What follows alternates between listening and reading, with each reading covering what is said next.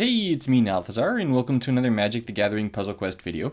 In today's video, I want to go over some updates, some low-key things that came out around Strixhaven and with Strixhaven. So it's going to be some information that maybe you know and maybe you don't, but it's definitely going to help you moving forward. So let's get into it.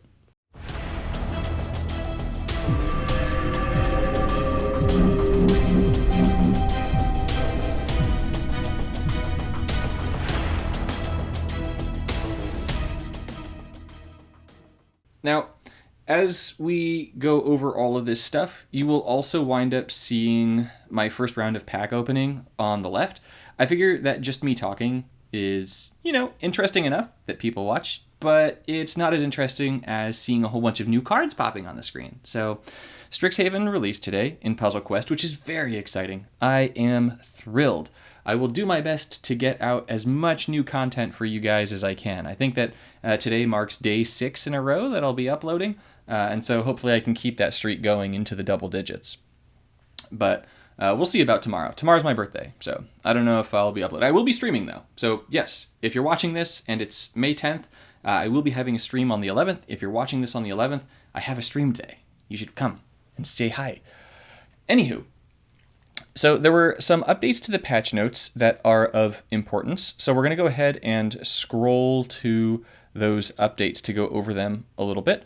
And then we are going to go ahead and look at some of the things that were posted by Marcella, the devs, in the comment section, and then go over a tweak to the accessibility of one of my favorite planeswalkers. So the first is that they are updating the rewards, or they have updated the rewards to some of our events. And so the new set is now going to be the super pack that you get for 21 days. So you will be getting a Strixhaven pack this month if you get to 21 days of login checks. Trial of the Plains is now going to be updated to provide us with Strixhaven packs instead of Kaldheim packs. Plane Chasing Fiblethip is now going to have Kaldheim boosters instead of Zendikar boosters. And then they are going to rework some of the legacy events. So the Fate is Rarely Fair event is now going to become a block event. That's going to limit the collections that you're able to use.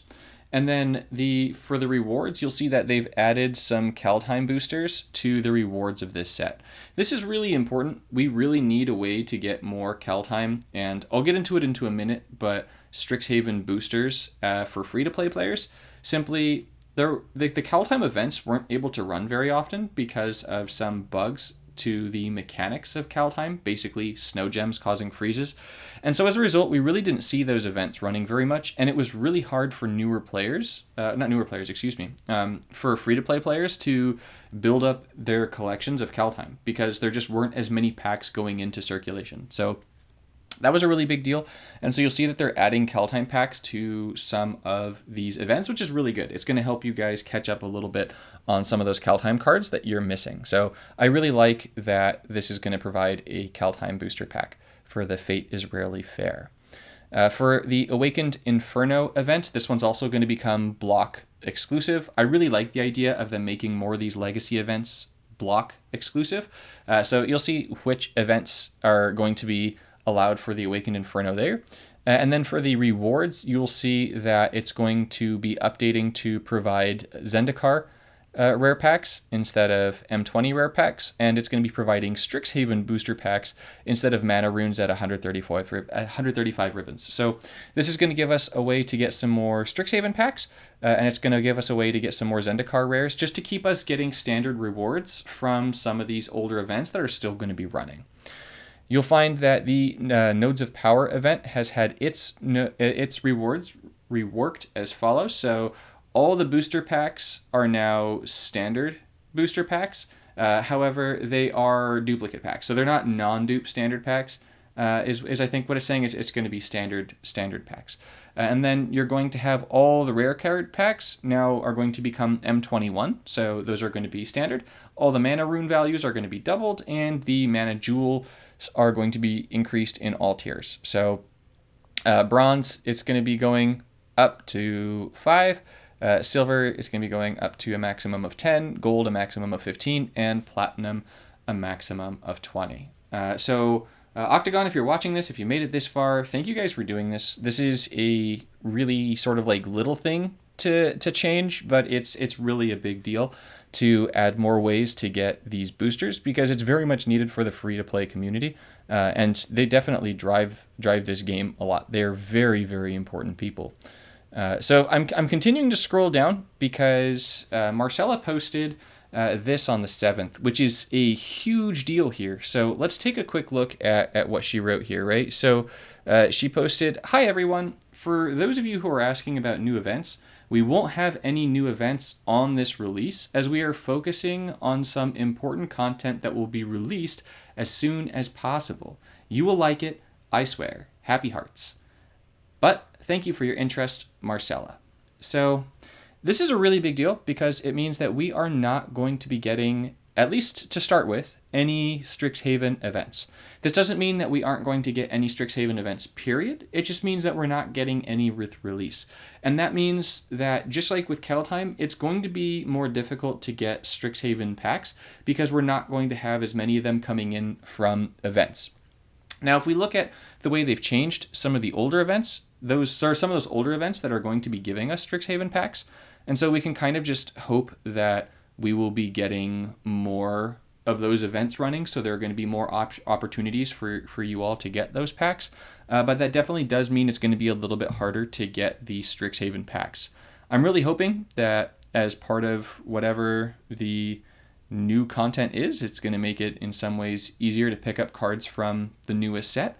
But I don't know. I honestly have no idea what that new content is. Nonetheless, if they're saying that they're focusing on some new content that will be released as soon as possible and we'll like it, I'm really excited to see what that is. I mean, if we look at some of the things that have been added to the game lately, the quest system is absolutely phenomenal for all players. I really need to make a video on the quest system and just how great of an implementation that is into this game. Between getting increased experience to make it easier to get standard packs, to make it easier to get non-dupe packs for free-to-pay and pay-to-play players alike, is a phenomenal addition to the game. Giving us just general quests is really good, as I like that. And then just giving us more rewards for doing it is also pretty good. So it's just a solid, good addition all around. So those were some of the little like between the lines things that I really wanted to direct your guys' attention to in case you hadn't seen it. The first being that they've reworked the rewards for some of the events. This is a good thing because it's going to give us more packs that we're going to be able to use more of. And then also that there isn't going to be a Strixhaven event on release, which is a big deal. Makes me a little bit sad, but maybe we'll get to see something cool soon. I hope so. It didn't take too long for them to release some new stuff after Kettletime came out, just the full art cards and stuff like that. So that was pretty cool. The next thing on my agenda, I know that I've got the little packs rolling here, and so as I've got the packs rolling, you don't actively see it on my screen at present moment, but Nissa Worldwaker has entered the collection. She's in the update for upcoming Planeswalkers, excuse me. So you see a little image here on the screen. I poked around in my Discord asking if anyone could send me a picture to confirm that that was indeed happening.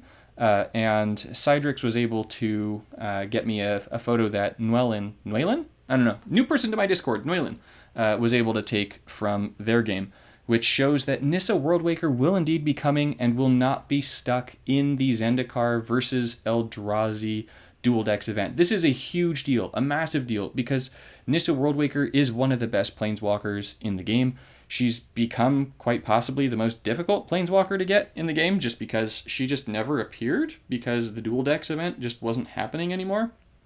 So having her in the rotation is really good. If you do not have that Planeswalker, make sure to get her this coming week. You want to have her. This whole set of Strixhaven has so many good cards for Nissa Worldwaker that she is going to become a massive force for your collection. You do want to have her. So just keep that in mind. This whole set like basically buffs Nissa Worldwaker. I know that there's a bunch of you that are probably clamoring for me to make a new tier list.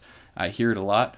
But this, I would say that Nissa Worldwaker dropped a tier or two with the standard rotation just because she didn't have access to things like Deathsprout, Casualties of War, etc.